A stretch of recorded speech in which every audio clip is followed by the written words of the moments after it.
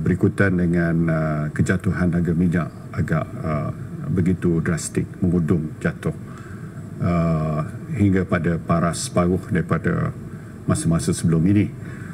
Sudah tentu mana-mana negara pengeluar minyak terutama sekali terpaksa membuat pengubahsuaian, adjustment kepada kedudukan fiskal negara supaya dengan langkah-langkah yang lebih proaktif kita dapat menjamin bahawa fundamental ekonomi negara kita masih kokoh. Ini yang saya nak tekankan.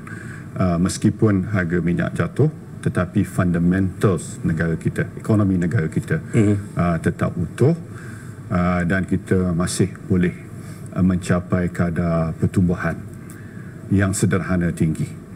Kita masih boleh menarik pelaburan. Kita masih lagi boleh melaksanakan pembaharuan transformasi negara dan kita boleh terus memastikan rakyat Malaysia terbela. Langkah ke hadapan, the way forward, kita telah jelaskan, kita telah paparkan kepada rakyat. Sampai pada tahun 2020 ni kita nak Malaysia menjelma sebagai sebuah advance economy, sebagai sebuah negara maju. Ya.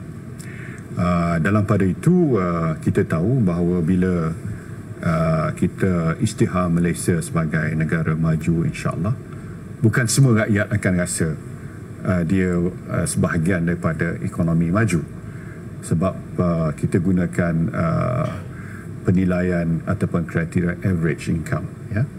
Ada yang bawah, below average, dia akan merasakan mungkin kedudukan mereka itu tidaklah begitu besar perubahannya.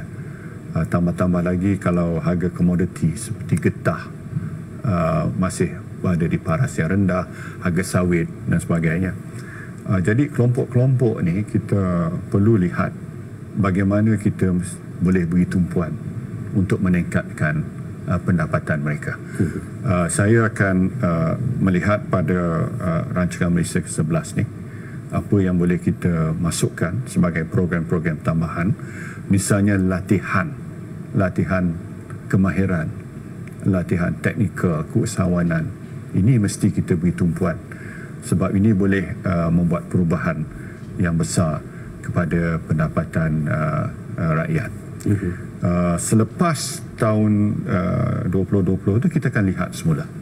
Tapi our immediate goal, kita punya sasaran dalam masa yang terdekat ini, dalam masa terdekat maksud saya dalam 5 tahun yang akan datang, semestinya untuk menjayakan wawasan negara. Saya yakin kalau kita kadar pertumbuhan kita dapat kita pastikan dalam lingkungan 5% setahun.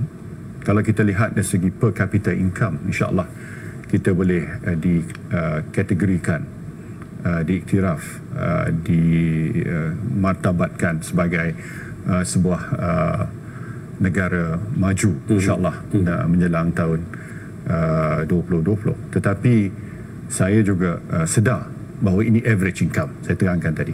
Jadi kita mesti sedar bahawa ada kelompok-kelompok yang mana pendapatan bawah average ni yang merasakan mungkin kedudukan mereka tu tidaklah mereka merasakan sebahagian daripada sebuah negara maju. Inilah yang kita mesti beri tumpuan supaya pendapatan kelompok yang bawah pada kita kata below 40%, bawah 40% average ni, bawah pada average 40% ke bawah, mesti kita beri tumpuan yang lebih.